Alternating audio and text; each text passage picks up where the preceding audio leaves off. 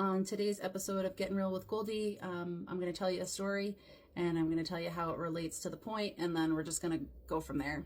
If that sounds good to you, if that's okay with you, great. So anyways, this past Saturday, I hiked a high peak with my family. I am not a naturally athletic person. I am somebody who is really designed for comfort, not for speed. My best moments are sitting in air conditioning. So that's just to give you an understanding of who I am. Did the hike. My husband cheered me on every time there was like a rough patch or like my mind got fucked and I was like, oh my God, I can't do this. He's like, you got this.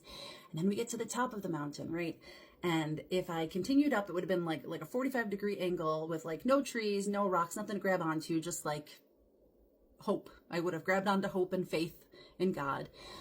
But I decided to stay put where I was, and my husband's talking to me, you can do this, you know, you did all of this, you came this far, and don't you do this for a living? Don't you tell people to like push through their fears?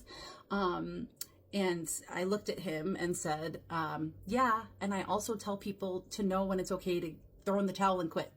I said it a little bit differently than that because there's probably tears coming down in my eyes, and I was probably screaming and waving my middle finger at him, but you get the point. So as much as me as a therapist likes to empower and encourage my clients to like be the badasses that I know that they are, sometimes it's okay to throw in the towel. Sometimes it's okay to quit. If you've tried and it's not working, continuing to try can be, depending on what you're talking about, can be embarrassing, can be humiliating, can be, you know, really not great for your mental health.